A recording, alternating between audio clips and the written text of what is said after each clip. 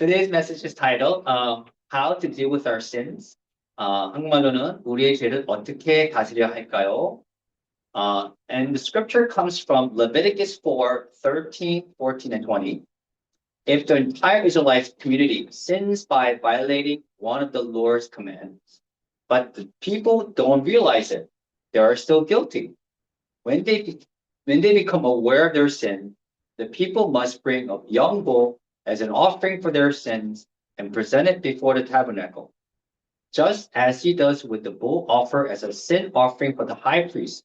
Through this process, the priest will purify the people, making them right with the Lord, and they will be forgiven. 수월가 한국말로 읽겠습니다. 레위기 4장 13절에서 14절 그리고 20절입니다. 온 이스라엘 백성이 여호와의 계명 중 하나라도 어겨 죄를 지었는데 그 사실을 알지 못하더라도 그들은 여전히 죄를 지었다.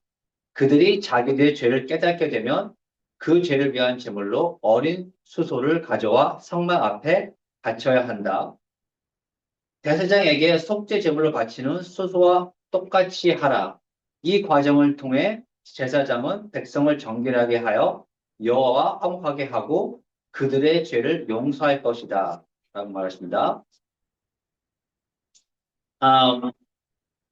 There are five main types of Old Testament offerings described in Leviticus. One is burnt offering. And second, grain offering. Third, peace offering. Fourth, sin offering. And fifth is guilt offering. 구약에 보면은 레위기에서 묘사된 구약 제물이 5개 주요 유형이 있습니다. 첫 번째는 번제가 있고요. 그리고 두 번째는 곡식제, 세 번째는 화목제, 그리고 네 번째는 속죄 제물을 바쳤고요. 그리고 다섯 번째는 죄책감의 제물을 바쳤습니다. So Aaron and his sons, as the priest, they gave God offering, especially for people's sins and guilt offering. And this was a law that was given to us by God. So the people had to constantly bring the offering for their sins.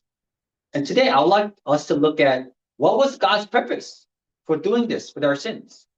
And how did it change in the New Testament, which is our time?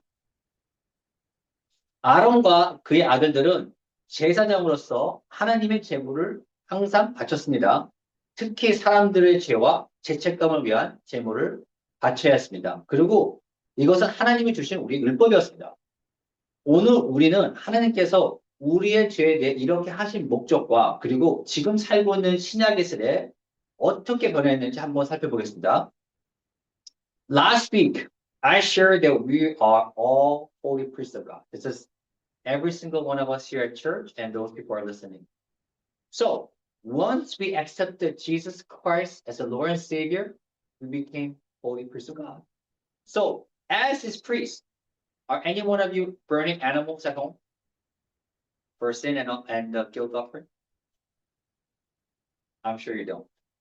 And the only reason why we don't do this is because Jesus went on the cross for our sins. And he became a holy sacrifice for every generation. So we don't need to kill any more animals. How convenient, right? 지난주에 우리 모두가 하나님의 제사장이 되었다고 말씀드렸습니다. 그것은 우리가 예수님을 우리의 구세주로 영접했을 때 말이죠. 그렇다면 제사장으로서 집에서 동물을 태워 속죄 제물을 하시는 분이 있으신가요? 아마도 없으실 겁니다. 그리고 우리가 그렇게 하지 않는 유일한 이유는 예수님께서 십자가에 못 박히셨기 때문입니다. 그래서 우리는 이제 동물을 죽여서 이렇게 제물을 바칠 필요가 없죠. 그래서 우리는 많이 편리해졌습니다. 그죠? But why and how does transition work?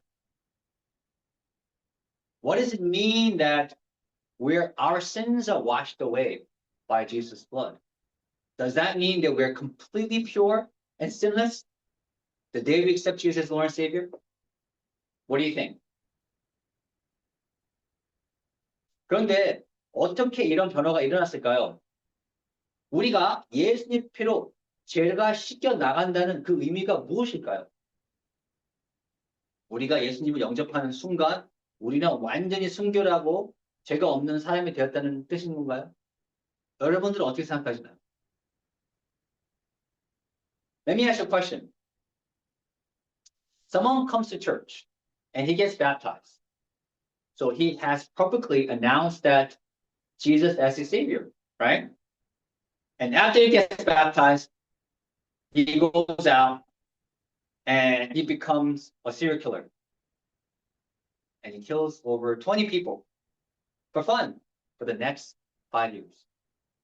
Because he believed that Jesus' blood washed away all his sins. Now, what's going to happen to this man on the day of the judgment? Do you think that he'll be in heaven with God? Do you think that this is the right behavior before God? No. 제가 질문 하나 드리겠습니다. 어떤 사람이 교회에 와서 세례를 받았습니다. 그것은 그가 공개적으로 예수님을 구세주로 받았다고 고백한 거잖아요. 그리고 다음날 세례 받고 다음날 이 사람은 연쇄 살인범이 됐어요. 그리고 이 사람은 재미삼아 5년 동안 20명의 사람을 살해했습니다. 왜냐하면 자기는 예수님 피로 모든 죄가 씻겨 나갔다고 생각하기 때문이에요. 자, 그럼 심판의 날에 이 사람은 어떻게 될까요? 예수님을 구세주로 받았으니까 천국에 갈 수 있을까요? 이것이 하나님 앞에서 옳은 행동이라고 생각하십니까? 아닙니다. This may be an extreme example. However, this may be the misconception that many Christians have in the New Testament times, in our time, that our sins have completely washed away after we met Jesus. Jesus loves me, so I'm allowed to do anything I want. If we have this theology, all the Christians in the world will be worse of sinners. We'll all be stealing, lying, having affairs, killing people. Does that sound right to you? Probably not.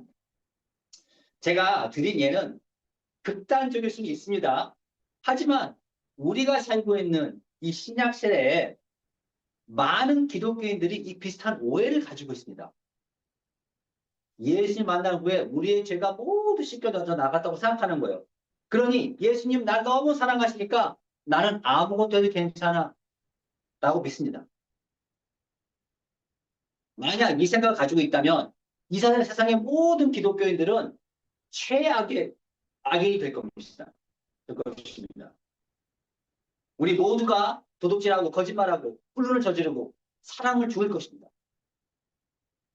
이 생각 옳다고 생각하십니까? 아마도 아닐 겁니다.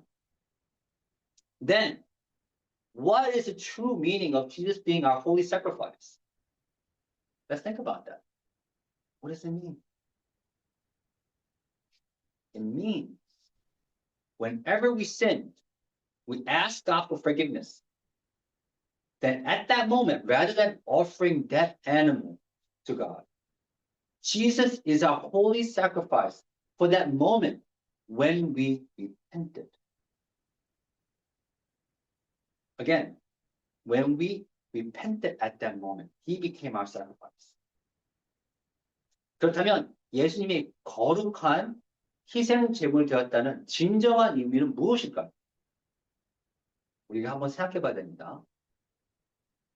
그것은 우리가 죄를 지은 순간에 우리가 하나님께 용서를 구할 때 그 순간에 저희가 동물로서 제물을 바치는 것이 아니라 예수님이 그 순간에 우리의 거룩한 희생 제물이 되셨다는 의미인 것입니다. 그리고 그 후에도 우리가 회개를 하고 그게 회개를 한 순간에 또 그분이 예수님이 또 우리의 제물 되시는 겁니다. 그죠? 하지만 회개를 했을 순간에 As a true Christian, we should have cried many times for God sacrificing Jesus for our sins and continue to repent throughout our lives. It should not be a one-time deal. And in true repentance, it requires changes in our lives. A transformation into a new creation. A new being. We're no longer same as before. 진정한 그리스도인이라면 하나님께서 우리 죄를 위해 예수님을 희생시켰다는 그 사실만으로도 우리는 여러 번 눈물을 흘렸어야 됩니다. 그리고 이 회개는 평생 동안 돼야 됩니다. 한 번으로서 회개가 끝나는 게 아닙니다, 이거는. 그리고 진정한 회개는 우리 삶의 변화를 요구합니다. 새로운 피조물로서 변화되는 거죠. 똑같아서는 안 됩니다. 달라져야 됩니다. Let me explain. First, let's look at the Old Testament, the Law of Moses. Law of Moses had 613 commands that people had to follow. Can you imagine that? Let's say you were Israelite. Every one of you, imagine that you were Israelite, okay?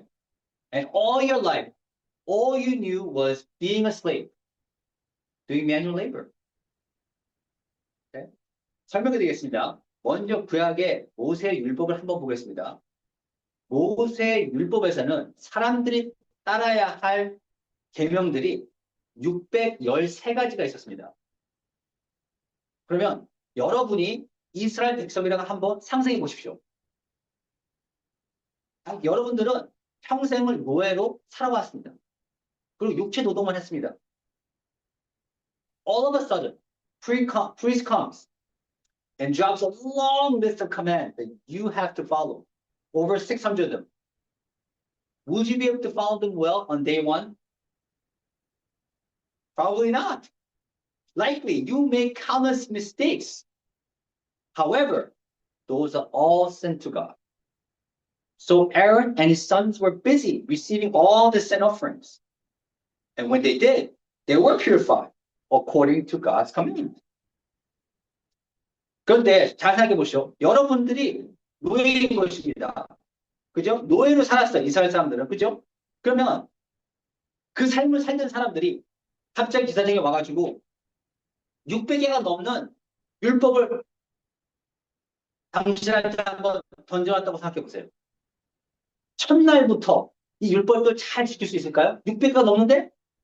아마도 아닐 겁니다. 그죠? 아마도 많은 실수를 할 겁니다. 너무 많으니까. 하지만 아무리 많다고 해도 그 모든 것들은 우리가 지키지 못하면 죄로 들어갑니다. 그죠? 그래서 아론과 그의 아들들은 이 속죄 제물을 받으라 아마 많이 바빴을 거예요. 그죠? 그리고 그 제물을 바친 뒤에 이걸 갖다가 하나님 바치면은 하나님 명령대로 그들은 정결하게 되었습니다. But let's say there's an individual offering a sin offering of 365 times in first year. Should that same person offer the same offering 10 years later? No, of course not. There should be a progress, an improvement. 하지만 어떤 사람이 첫 해에 365번의 속죄 제물을 하나님께 바쳤다고 가정해 보겠습니다. 그렇다면 이 사람이 10년 뒤에도 365번의 속죄 제물을 드리는 게 맞을까요? 아니죠. 그래서 안 됩니다. 왜냐하면 점진적인 발전이 있어야 합니다. 그리고 개선이 있어야 됩니다. 그렇지 않나요? Let's think about this. The whole point of sin offering is so that the Israelites remind themselves what sin is and for them to repent.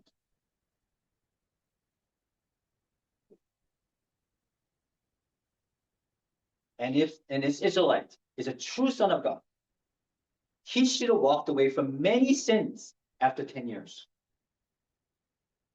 So, after 10 years, that person should only offer fraction of what this person was offering in year 10 compared to year 1. Not 365 times. 자, 그래서 속죄 제사를 드리는 궁극적인 목적은 이스라엘 백성들이 죄가 무엇인지를 깨닫기 위해서였습니다. 그래서 회개를 하기 바랐기 때문에 하나님이 이렇게 명령하신 겁니다. 그러므로 어떤 이스라엘 백성이 정말로 하나님의 진정 아들이라면 10년 뒤에는 많은 죄악들에서 벗어나는 게 맞습니다. 그죠? 그래서 10년 뒤에는 3분 65분 드리는 게 아니라 속죄물을 드리는 게 아니라 훨씬 적게 드리는 게 맞겠죠. However, what has happened to the Israelites in the Old Testament? Rather than fully repenting of their sins and walking away, they just offer sacrifices. Okay? I sin, so I'm going to offer sacrifice. I sin, I offer sacrifice. Day after day. Right? And they believe that they're purified. So the sacrifice only became a ritual. And they kept on sinning. And this was meaningless to God. Meaningless to God. That's why we see this in Hosea in 6:6, okay? That's what it says. I want you to show love, not offer sacrifices. I want you to know me more than I want burnt offerings. 하지만 구약시대에는 이스라엘 백성들이 어떻게 했습니까? 죄를 완전히 회개하고 죄악에서 벗어나는 대신 그냥 동물들만 희생하겠어요. 그리고 자기 자신을 정결하다고 믿었습니다. 그래서 계속 죄를 짓기만 했어요, 그냥. 그죠? 그렇다면 그 재물 제사는 무의미한 거예요. 그래서 하나님이 호사 6장 6절에 이 말씀하셨습니다. 나는 내가 재물을 바치기보다 사랑하기를 원한다. 나는 내가 재물을 바치기보다 나를 더 잘 알기를 원한다. 라고 말씀하셨습니다. So, how does this translate in our generation right now? Did Jesus' blood wash away all our sins simply by coming to church? The simple answer is no. And we're going to look at this scripture together. Romans 6:1-2 says, well then, should we keep on sinning so that God can show us more and more of his wonderful grace? Of course not. Since we have died to sin, how can we continue to live in it? It's the word of God. If we kept on sinning, we are no different from unrepenting Israelites.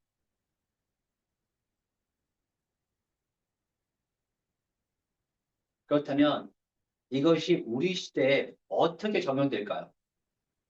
우리가 단순히 교회에 출석하는 것만으로 예수님 필요해서 우리가 죄가 씻겨난다고 믿는 걸까요? 그게 정말 될까요? 아닙니다. 로마서 6장 1절 2절 보겠습니다. 이렇게 나와 있습니다. 하나님께서 그의 놀라운 은혜를 더 많이 보여주시도록 계속해서 죄를 지어야 할까요? 물론 아닙니다. 우리가 죄에 대하여 죽었는데 어찌 죄 가운데서 살 수 있겠습니까?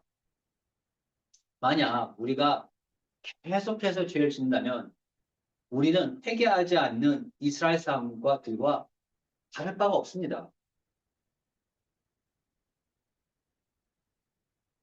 So, how does Christians in our generation think of God's commands? How do we think of God's commands? Let's think about them. Let's look at some of them. These are some of the lists. Okay? 1, forgiveness. God said, if you do not forgive others, I will not forgive you. 2, reconciliation. It says, go, leave the offering at the altar and go reconcile with your brother. 3, love your enemies. 4, give to the poor and the needy. 5, work for peace. Instead of instigating and gossiping, bring peace. Okay, next. Deny yourself and follow Jesus. Lastly, do not be lukewarm water. Do most Christians believe that this is a sin when we don't follow them? Not our generation. 자, 그렇다면 우리 세대의 그리스도인들은 하나님의 계명들을 어떻게 생각할까요?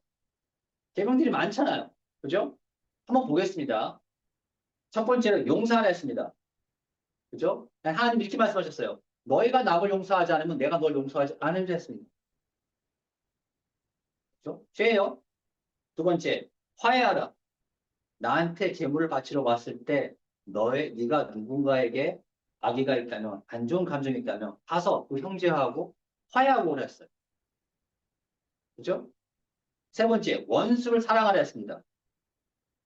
그 다음에 가난하고 궁핍한 자를 베풀라. 그 다음에 평화를 위해 노력하라. 뒷담화 하는 게 아니라 싸우는 사람 있으면은 싸우지 말게 말려야 되는 거예요. 맞는 거예요. 그죠? 그렇게 하는 거 명령하셨어요. 자신을 부인하고 예수님을 따르라는 명령도 있습니다. 자신을 부인하라 했습니다. 그 다음에 뭐라 했습니까? 미증을 하지 말라.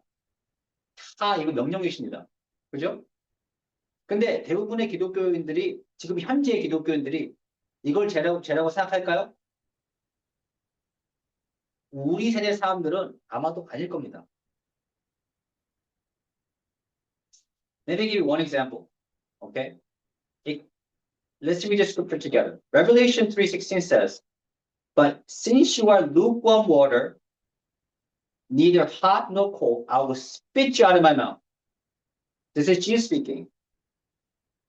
This is Jesus speaking in the very last book of the Bible. As whole body of Christ, are we lukewarm water or not? You guys think about it.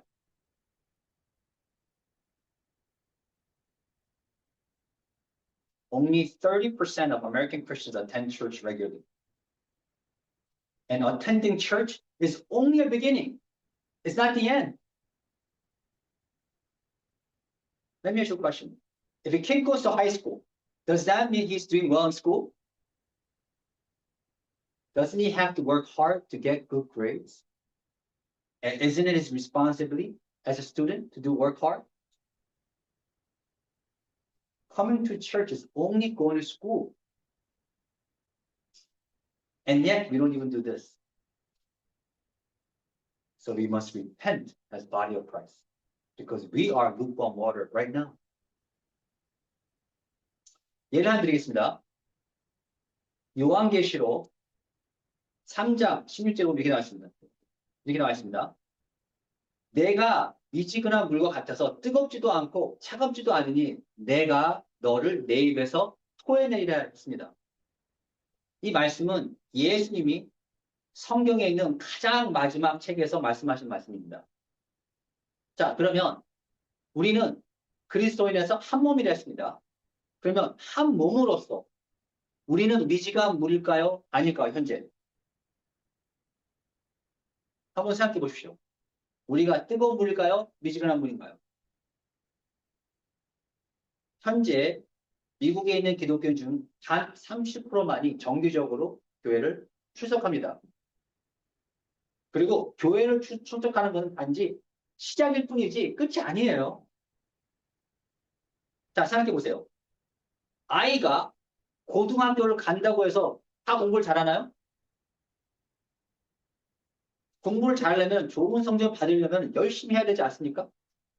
그리고 그것이 학생의 본분 아닌가요? 교회에 가는 것은 학교에 가는 것과 같습니다. 무조건 간다고 공부 잘하는 거 아니에요. 그죠? 우리는 현재 미지근한 물입니다. 우리 세대는 미지근한 물이에요. 그러면 회개를 해야 됩니다. I'm not saying these things to make you feel guilty and sad. No, I did exactly this. I did not walk away from my sins for decades. So I understand that everyone is on their own journey. 제가 이런 말을 드리는 건 여러분에게 죄책감을 들게 하거나 슬픔을 주려고 하는 것이 아닙니다. 왜냐면 저도 그랬습니다. 저도 수십 년 동안 죄악에서 벗어나지 못하고 회개하지 않았습니다. 그러니 모든 분들은 각자의 여정을 걷고 있는 것을 알고 있습니다. However, do you know why I struggled for so long? It's because I did not know the truth. And the only way to fully know the truth is by reading the Bible. Not once, but keep on reading daily. Isn't that why we call Bible our daily bread? If you say you love God, we must read the Bible and obey Him. 그런데 제가 왜 오랫동안 죄악에 살았고 그리고 고통받았는지 아십니까? 그것은 제가 진실을 알지 못했기 때문입니다. 그리고 우리가 진리를 온전히 알 수 있는 방법은 성경을 읽는 것입니다. 한 번이 아니라 매일매일 꾸준히 읽어야 됩니다. 그래서 우리가 성경을 일용할 양식이라 부르는 것입니다. 만약 여러분께서 하나님을 사랑한다고 한다면 우리는 하나님 말씀을 읽어야 합니다. 그리고 순종해야 합니다. 여러분, 그분의 계명을 모르는데 뭘 가지고 순종할 겁니까? 어떻게 순종할 겁니까? 순종이 안 돼요. 뭐라고 하신지 모르는데 어떻게 따라갑니까? 불가능합니다. 알아야 할 거 아닙니까? 그러니 알려고 우리 아버지를 알려고 읽어야 되는 것입니다. People in the world may believe that repentance is for sinners, and it may have a negative undertone. However, in God's kingdom, it's different. Our main scripture said, when people of Israel sinned, even if they didn't realize it, they are still guilty. That's what it said.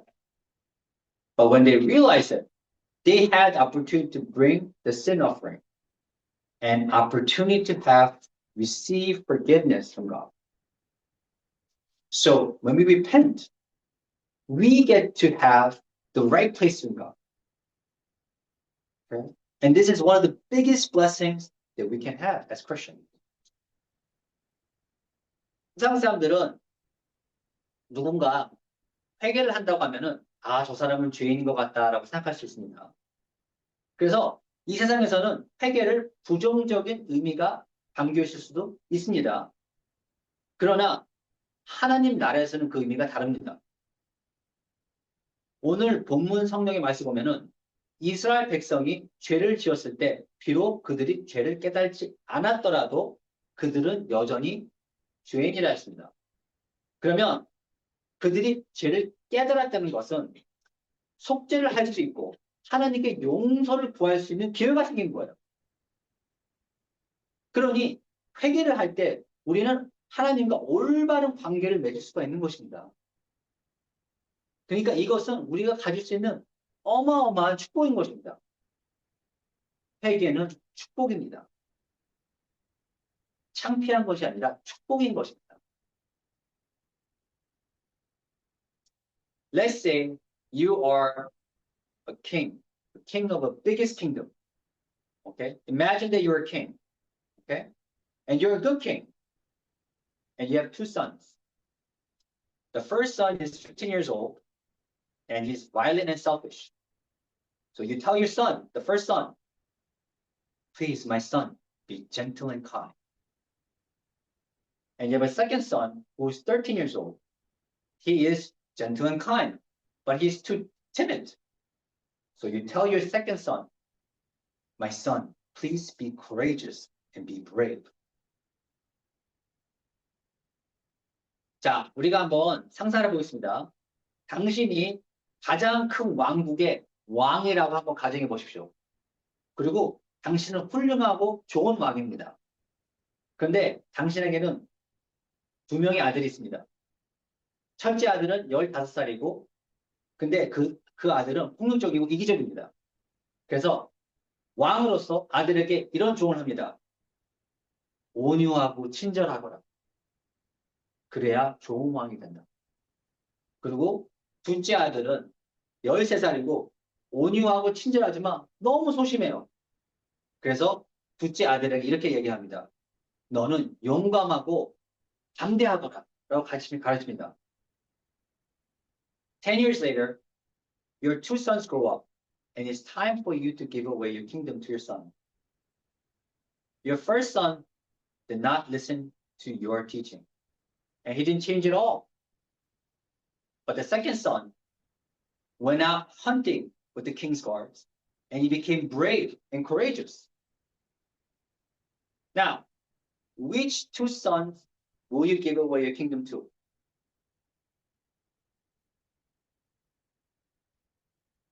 Probably the second son will listen to you.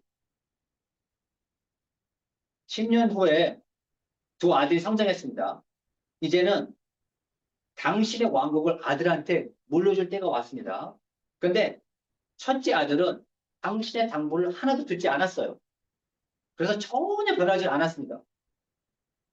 하지만 둘째 아들은 왕의 경호원들과 사냥을 나가면서 용감하고 담대해졌습니다. 자, 당신이 왕이신데 두 아들 중에 누구한테 왕국을 물려주시겠습니까? 아마도 당신의 말을 잘 들었던 둘째 아들한테 물려주실 겁니다. Our God is our King. And when He gives us laws and commands, it's not to oppress us, but for us to become holy like Him. And when we humble ourselves and listen to our Father in heaven, it's so that we get to inherit His kingdom.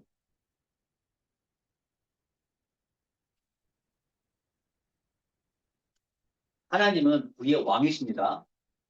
그래서 그분께서 우리에게 율법과 계명을 주었은 것은 우리를 억압하기 위해서가 아닙니다. 그 율법들은 우리가 그분처럼 거룩해지길 위함입니다. 그래서 우리가 겸손하고 우리 아버지의 말씀을 잘 순종했을 때 우리는 우리 아버지의 왕국을 상속받을 수 있는 것입니다.